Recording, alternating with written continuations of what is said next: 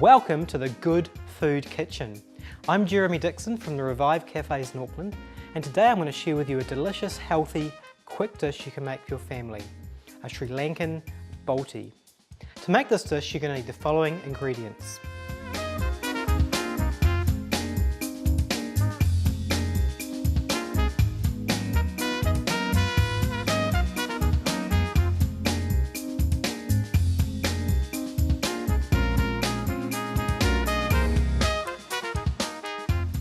This dish is one of the hot pots we serve at Revive, which is kind of like a curry or something that's kind of like a one-pot wonder.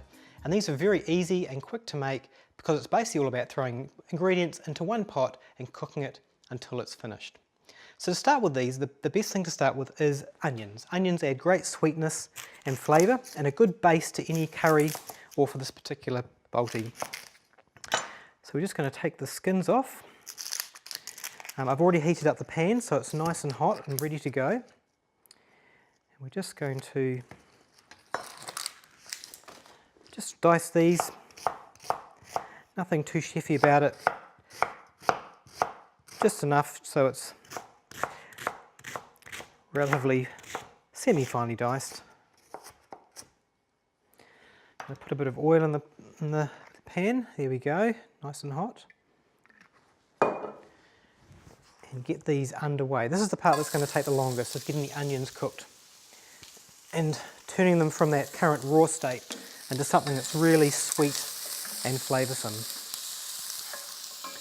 Going to add some ginger, and you can chop up your own fresh ginger if you want, but I love using these great ginger purees you can find in the supermarket. So quick. So good blob there. And we're going to add some garlic. And an easy way to put garlic in is to just put it in your garlic press, skins on, then just squeeze it through into the pan like that. Never ever buy garlic in those little containers in the supermarket. It's a food crime basically, so don't do it. Make sure you always use garlic fresh. So that base is going nicely there. So the kind of the featured protein for this dish is I'm going to use some tofu, and you can find tofu at all Asian shops and pretty much all supermarkets these days. And what I've done with this tofu is I've actually frozen it overnight, and what happens when you freeze it, all the kind of the ice crystals change it from a silky smooth kind of a texture to more of a kind of a fleshy rough kind of a texture. So we're just going to peel this off. As you can see, it's very different than the normal smooth texture. We're just going to peel it off and put it in the pan here. If you've got friends that like chicken, you might even be able to confuse them with this dish, because we want to drive out all the moisture so it becomes nice and chewy and has a really nice texture. Look at that, nice and chunky. So I'll stir that around, then it'll take a couple of minutes just to evaporate. The onions only take a couple of minutes really to start going flavoursome and start to caramelise, so we'll throw some other ingredients in. So we've got our spices, and this is what gives it kind of a Sri Lankan feel. So we have some cumin, we have some cardamom, and again, if you don't like these spices for any reason, just put a little bit in or none of it and add it at the end if you want to. And obviously the clove powder have an amazing smell to them, and they really add such a depth to this dish. So stir that around. The spices just need a little bit of activating just to get their flavours coming out. So I'll just let that sit there for a couple of minutes, just to let the onion to keep caramelising and the tofu to drive the moisture out, and then we'll finish off with our finishing ingredients. Okay, most of the moisture's come out of that. It's kind of gone as you can see, it's gone a bit drier, and the onion is nicely sweetened and soft as well. So we're going to add some tomatoes, and just some chopped tomatoes. You generally want tomatoes that are kind of quite kind of pureed. If you've got kind of chopped tomatoes or whole tomatoes, make sure you put them through a blender or a stick blender just to make them so they're a nice even consistency. You don't want, chopped tomatoes with a watery kind of mixture. So 2 cans of tomatoes, give them a mix through.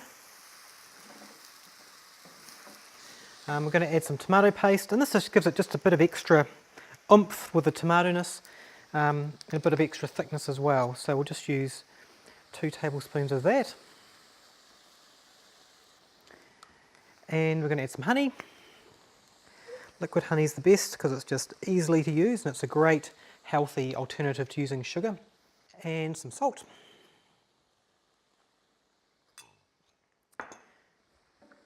Give that a stir around, and if you've got a really nice hot pan, that only takes a couple of minutes to come up to heat. Look at that.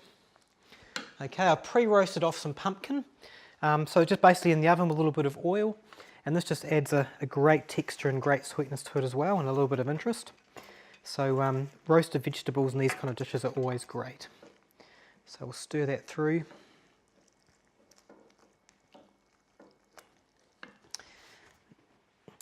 And just to finish it off, because it's not looking that amazing at this stage, but if we add some creaminess to it. So 200 ml of coconut cream, just or half a big can or 1 small can, and stir that through, and that'll just give it a lovely creaminess and finish off the dish. Now you don't want to cook it with the coconut cream, it just kind of gets warmed. So there we go, mix it through. And that dish is nearly finished. Just grab a good handful of mint and parsley. Use Italian parsley is best.